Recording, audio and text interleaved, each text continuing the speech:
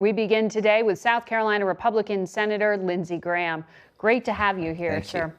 This morning, the president is again accusing the Justice Department and the FBI of misleading courts and illegally surveilling his campaign. He's pointing to these documents that were just released about Carter Page, who was a campaign associate and has admitted to having advised the Kremlin at one point.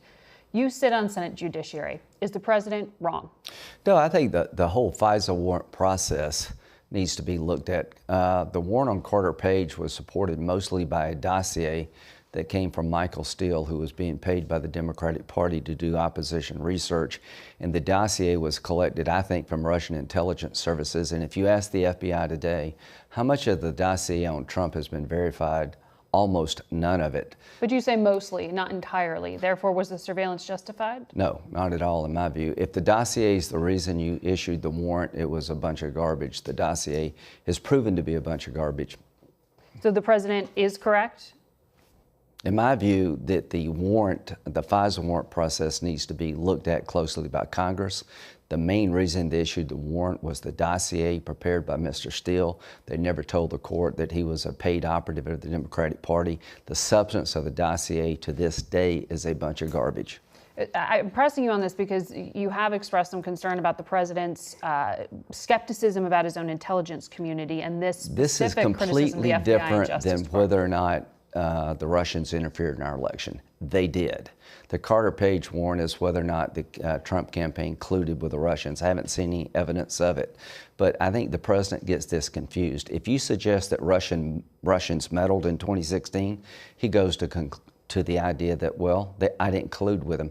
You didn't collude with the Russians, or at least I haven't seen any evidence, but Mr. President, they meddled in the elections. They stole Podesta's emails. They hacked into the DNC. It could be us next. It could be some other power, not just Russia. Harden our electoral infrastructure for 2018. Mr. President, Dan Coates is right. The red lights are blinking. Get your entire government, which is doing a lot of good work, but nobody knows about it. Sit down with Congress and the administration, and you lead this nation to hardening the 2018 election process before it's too late, not just from Russia, but from others. Well, it sounds like you're saying after a week of, some conflicting statements that you still aren't sure the president is fully believing what his intelligence community is telling him. He says, but he's not acting. It's not what he said. He's changed his mind 4 times this week. I'm glad that he's willing to walk things back and say he misspoke if it makes us stronger. I'd given anything if President Obama would have changed his mind when it came to withdrawing troops. He was told if you do this, it'll be a disaster. He did it anyway. President Trump at least is willing to change. But what I think he needs to do is lead this nation to make sure that the 2018 election is protected, and he needs to be the leader of the movement, not brought to the dance reluctantly. So I hope he will direct his government, working with Congress, to harden the 2018 election before it's too late. And if he meets with Putin. This fall, he's been invited to the White House. Should that happen? Well, if he does show up, you need to have new sanctions hanging over Putin's head. What do those look like? Well, you need to get with Rubio and Van Hollen, myself and others, and come up with a set of sanctions that would be a hammer over Russia's head if they continue to interfere in the 2018 election. Aren't they? They are. Just have sanctions that can fall on Russia like a hammer. Do not meet with this guy from a position of weakness. You need to do 2 things. You need to harden our electoral infrastructure, and you need to be the leader of that movement, and you need to work with Congress to come up with new sanctions because Putin's not getting the message. You've been tougher than Obama. I'll give you credit for that, Mr. President, but it's not working. If you were really tough with Putin, he would not be doing what he's doing. So being tougher than Obama doesn't get me to where I want to go. I want this man to stay out of our election and quit disrupting the world. We need new sanctions, heavy-handed sanctions, hanging over his head, then meet with him. I know you were just in Syria. Vladimir Putin has said there were a number of agreements that he reached with President Trump in this private meeting. Do you have any assurance as to what the president agreed to when it comes to the presence of U.S. troops there? None, but here's the one thing that would be a disaster for the region if he agreed to withdraw our forces. Russia will never get Iran out of Syria. They did not take Assad's chemical weapons away. If you're relying on Russia to be the policeman for Iran, that is the biggest mistake you could ever make. We need to keep our troops in Syria, protect the Kurds who helped us destroy ISIS, make sure that the place doesn't fall apart and ISIS doesn't come back. It took the White House 4 days to respond to Vladimir Putin's offer on Ukraine. They did send another $200 million in security assistance. Does that satisfy you? I mean, why did it take so long?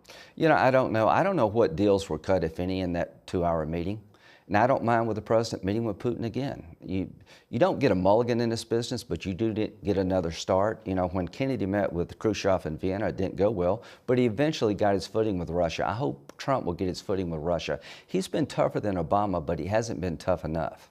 On North Korea, has the president's rhetoric gotten ahead of where we are in this process? I worry that China is pulling North Korea back. Here's what I would do. I would put deadlines in terms of when I want North Korea to deliver the remains of our POWs and missing in action, and I would restart the military exercises. Mr. President, North Korea is playing the same old game with you they played with every other president. You're being tough on China, and you should be, but China's pulling North Korea back. You need to make sure that China and North Korea know and believes that you're different than everybody else. Restart these military exercises and put on the table removing our dependence from South Korea as a real stern warning to North Korea what happens if they play you.